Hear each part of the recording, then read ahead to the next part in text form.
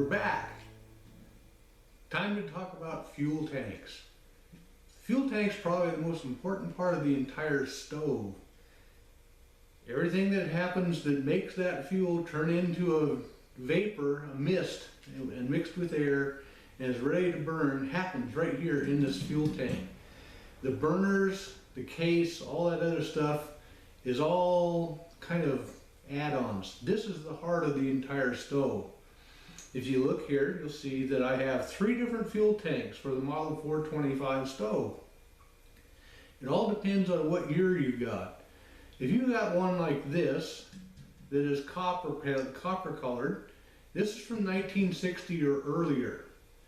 This one in the middle that is red with a fuel cap on the end is from 1960 to about 1977, the early part of 1977. This one on the right is the one from late 1977 till now. In fact, this same tank is still being used today in the Model 424, the dual fuel version. It's just painted silver instead of red, but it's the same tank. In fact, the only difference between the dual fuel, the fancy new dual fuel stove that Coleman's marketing sells you, and one of these that's 40 years old is there's just a slight difference in the generator, the interior parts of the stove generator, to allow it to not clog up quite as easily when using regular gasoline. In spite of what the marketing people tell you from Coleman, you can use unleaded fuel in any of these older Coleman stoves. The only catch to it is you need to have non-ethanol, regular unleaded gas. If you get standard old pump gas and try and use it in these stoves, all the additives and detergents and all that other stuff that they add to it to make it environmentally friendly leaves residue when the stuff evaporates, and that will clog up the burner assemblies, the inside here, and it'll plug it up. It won't dispense fuel, it'll quit working, and then you'll have to tear it all apart and clean it.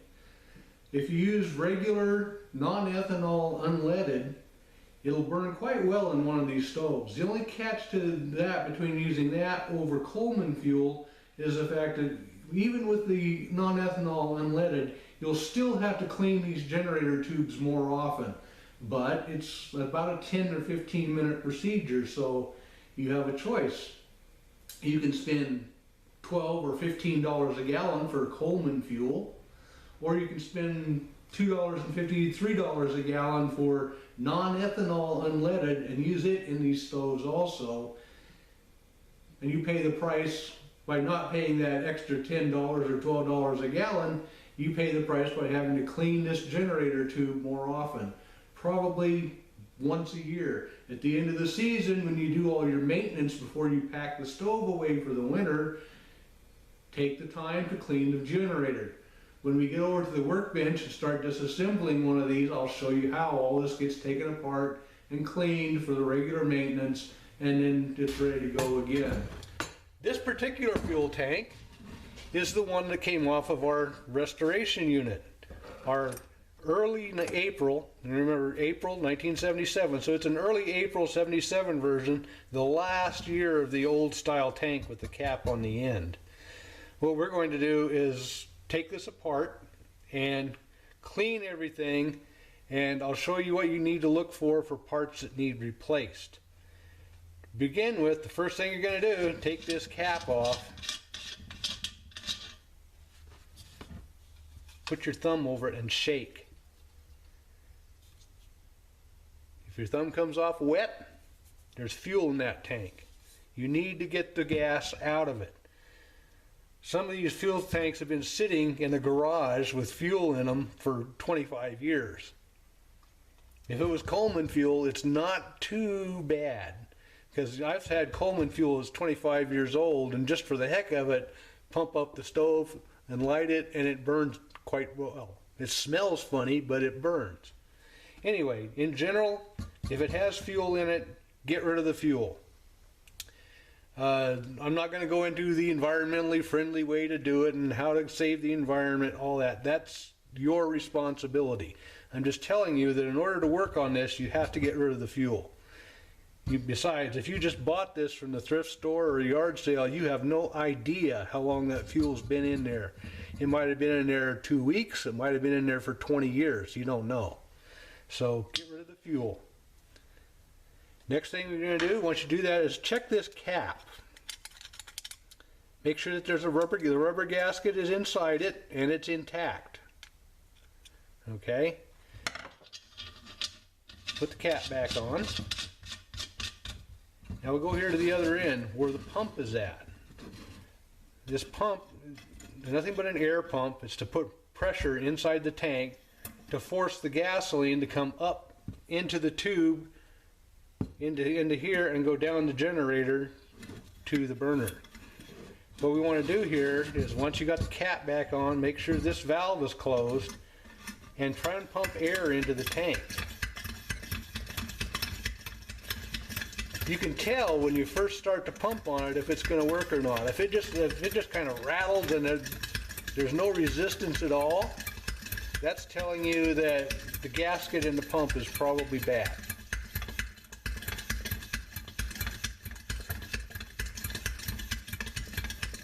Remember, this tank is empty, so it's going to take a little extra time to get air pressure in it. Okay, I could feel that this one was working.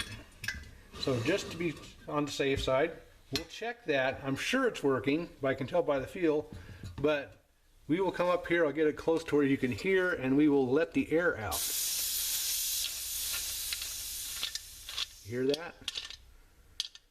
Okay, so it has air pressure, so we know that the pump is working. In spite of the fact that I know that this pump is working, I'm still going to remove it and inspect it. This is where your tiny little screwdriver comes in. Most of these pumps, if this is earlier than 1950, chances are pretty good that instead of having this little ring on here, it'll have 2 screws into this that hold this pump into the tank, one here and one over on the other side. What we want to do, this one's got the little ring on it, that's where the needle nose pliers come in. We're going to slip the needle nose pliers under here. It's tough to do this so the camera can see it.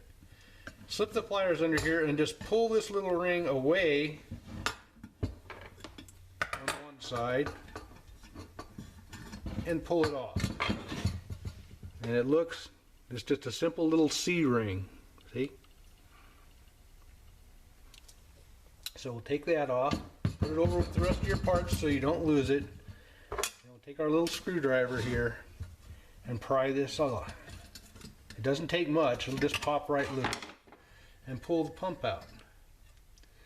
Okay, this pump is oily. That's good. That's a good thing. This washer on here for the pump is nothing but a little piece of leather. In fact, let me look over here. I have a package here of replacement leather seals, and all it is just a little piece of rubber, or not rubber, but leather, and it's held on the end of here with a little metal clip. Now if you pull it out and this leather is torn or worn out, you can tell it's really thin, like it's going to disintegrate at any time.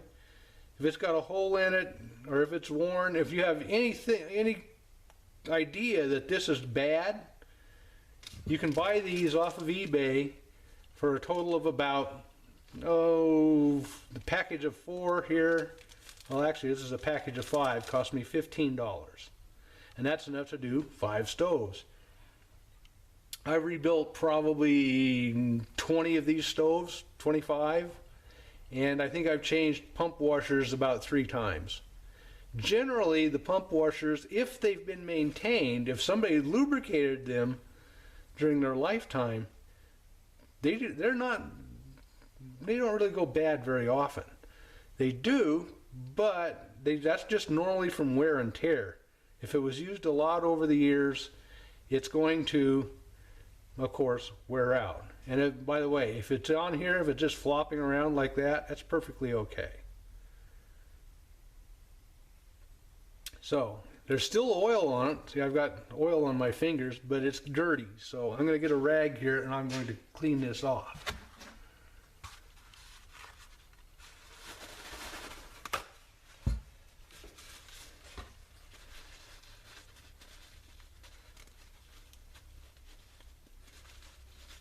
And if we look in here, you can see where the little metal ring is at. If I pull this back, there's a little metal clip right here that you just pop off, and this leather pump washer comes off, and put the new one on and put the clip back.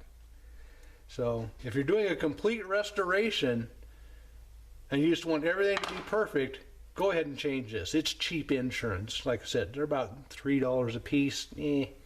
No big deal. So there we go.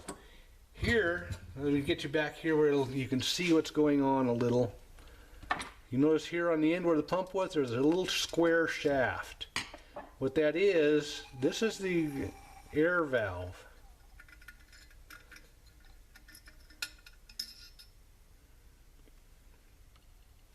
And it just fits. This, see, it's tapered and threaded. That fits in here, and I know the camera won't see it, but in here, screwed into the bottom of this pump tube, is a check valve. It's a little spring-loaded ball check valve. And in order to get air from the pump tube into the tank, it has to go past that check valve. And this little opener, when you first take this, want to pump anything on it, it'll tell you it's got the arrow on here, and it'll tell you to turn this counterclockwise before you pump. And what that does, since this square piece fits in there, you're opening it by turning it clockwise. You're opening this up, and to allow air to go past it through the check valve into the tank. Once you're done pumping, you screw it closed. It closes up, and then no air can go past this to the check valve into the tank. That way it keeps the air from bleeding back past the check valve and escaping. So we'll wipe this off. Put it to one side. And another word about this check valve, in fact,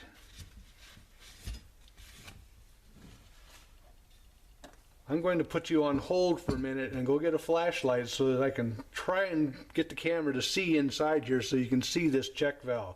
It's pretty important. Be back in a minute. Alright, I'm going to attempt to do the impossible here and get the camera to see down inside of this tube. And let's see here. Okay. There you go. You should be able to see down in there. There you go. Now you can see down the bottom of it. There's a little round brass fitting in there. That's your check valve. And you'll see it's got screw threads on it for a screwdriver to go in there. And I'll tell you right off the bat, do not attempt to remove that with a screwdriver. If you do, that soft brass fitting will distort, the screwdriver will strip it, and then you're going to be in a world of hurt because it will not come out. The only way to remove that check valve properly is with the proper tool. If you go on eBay and look around and just look for Coleman check valve tool, you'll find one, the place that makes them, and it costs you about $5. But if, and only if, you need to get that check valve out of there because it doesn't work, then you can buy the tool and go in there and remove it. But if you just stick a screwdriver in there like this and try and take that out, it isn't going to work.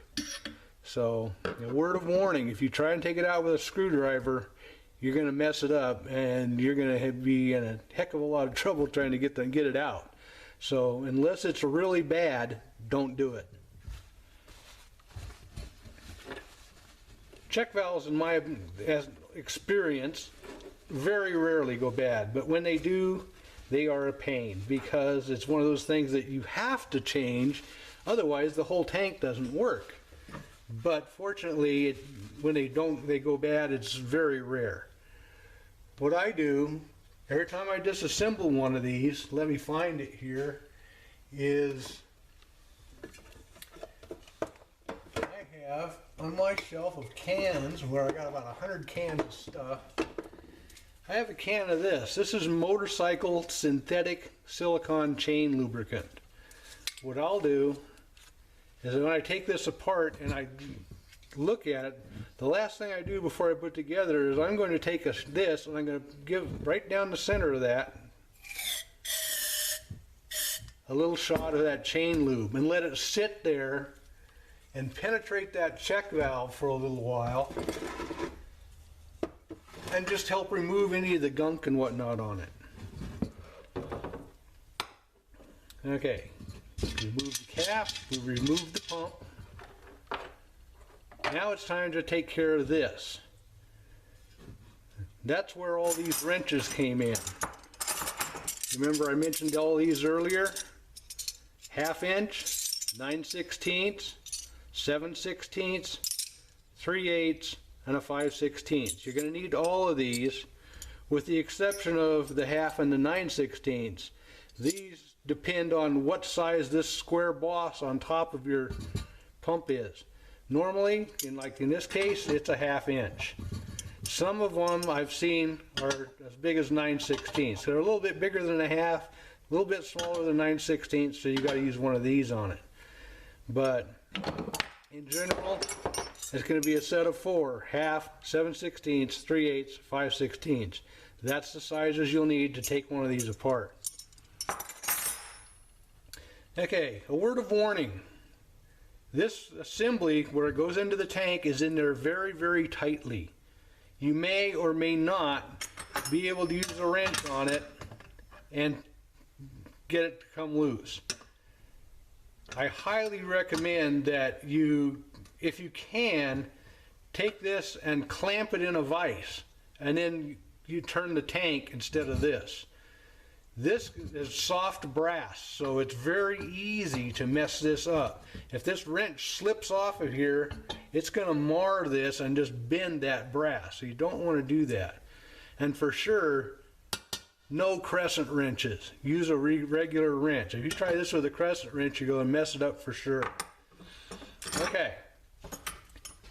Having said that, we're going to take, first thing, remove this valve handle wheel assembly. So first thing we're going to do here, make sure that's open all the way, 7/16 wrench, and just loosen it up. It may be easy, it may be hard, it may take a little effort, but it will come off. But just remember, this is all brass. Brass is a very soft metal, so don't try and force it or you'll mess it up. Now if we look here,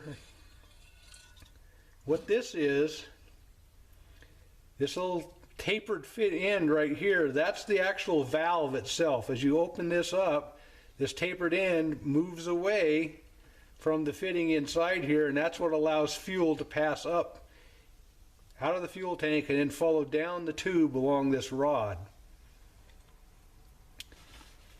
This one has actually been cleaned recently from the look of it. I'm surprised. See, it's nice shiny brass. Normally this is black and nasty and got all kinds of burnt fuel deposits on it. That's what part of what clogs everything up when you burn gasoline in it instead of Coleman fuel. But even Coleman fuel will leave deposits on this rod as time goes by. What you need to do is clean this.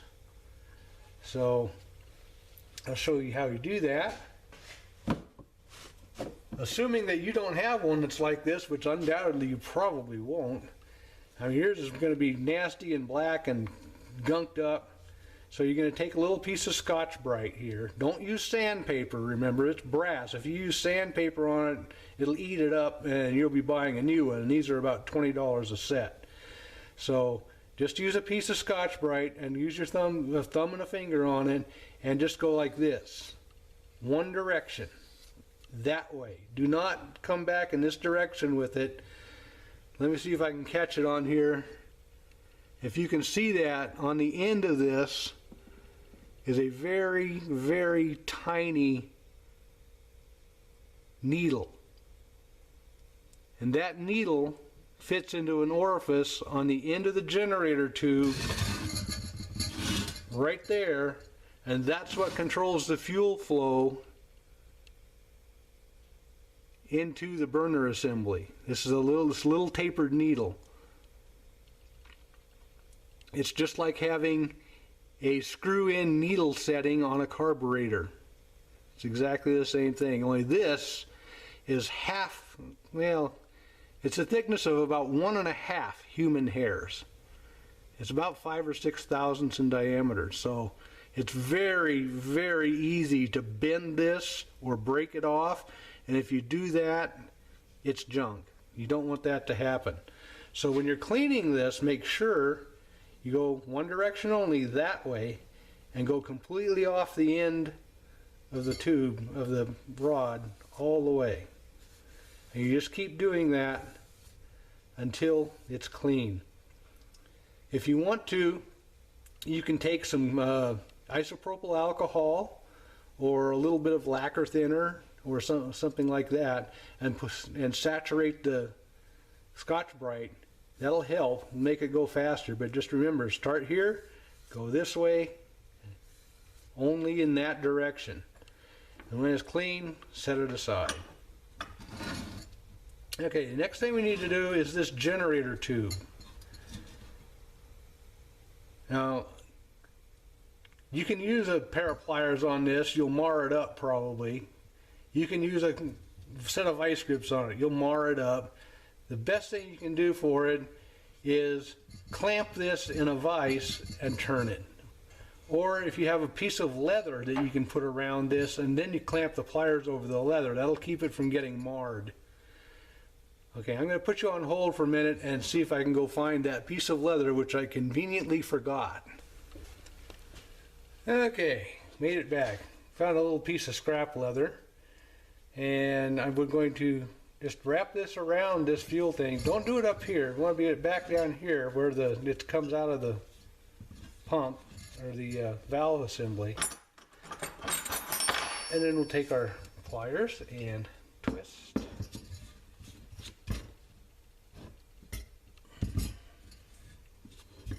Yeah, these pliers aren't going to work. I'll have to get a better pair.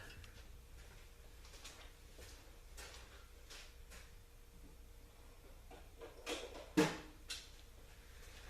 that pair of pliers, needle nose doesn't have any teeth on the inside. So we'll do it this way.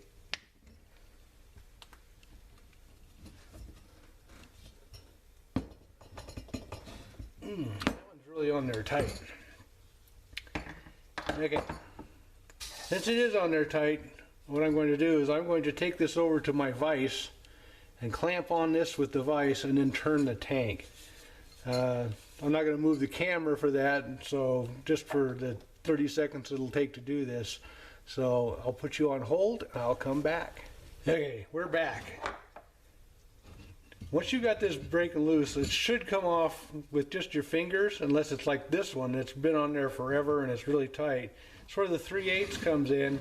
Here on the end is a 3/8 fitting. You want to make sure this is already loose though. You don't want to initially break it loose from this end. You'll twist this metal and bend it. So the easiest way is, if you can't use the leather and pliers method to crack this loose, put it in a bench vise right here and turn the tank. That'll get it done. Generally it's not this hard to take off, but you know, when you're doing something that's 40 years old, you don't know what you're going to run into. So 3/8 on the end, now that it's reasonably loose, and we will just take it the rest of the way off.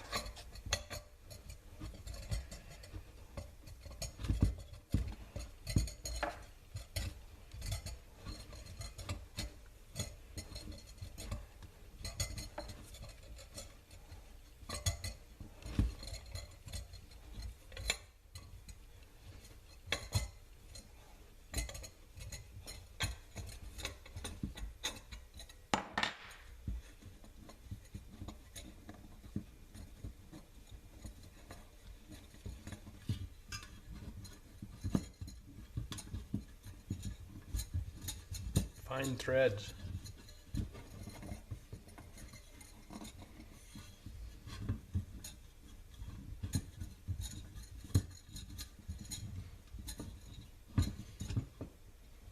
It doesn't help that somewhere along the line this got bent.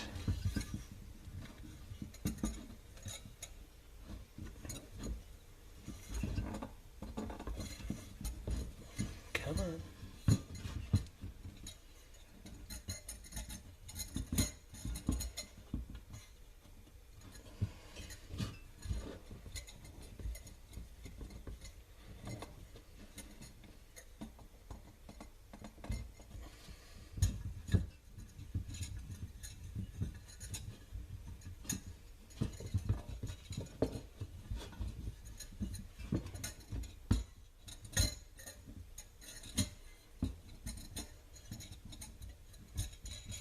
Okay, it's being persnickety, so you don't need to see me sit here and fiddle with it for another 5 minutes or so. I'll come back when it's off. Alright, we're back. Come to find out what it was, if you look, see there's a little coil of wire right here? That's a spring, and that was stuck on the inside of the valve over here, and it wouldn't allow this to come off. So, this, like I said, is a spring. Inside of this generator tube, you'll find one of these, a spring. This spring is a heat conductor. When everything is assembled, this rod is inside the spring, and the whole mess is inside the tube. So you got the rod inside the spring, inside the tube, and the needle comes out through this very fine orifice on the end to control the fuel flow. The spring in here, you see where the burn area is, you can see the dark area, that's the area that's under the burner. This is the part that gets really hot, and it transfers heat to this spring, which is on the inside, and that acts as a heat transfer device to transfer heat to the fuel that's coming down this direction out of the tank and going out to the nozzle. So it's turning the liquid fuel from the tank into a hot vapor in this distance, so that what comes out the end, controlled by the needle valve, is a spray of hot atomized fuel. And that goes into the burner assembly where it picks up air and then goes out to the burners themselves. Now, if you've been running on leaded gasoline in a stove, inside this tube and along this spring, this area will get completely plugged up in a lot of cases. It's from all the additives that are leaving residue behind and clogging everything up. So you need to clean all this stuff. I showed you how to clean the needle, and then I'll show you how to clean the spring, and then we'll see about cleaning out this tube.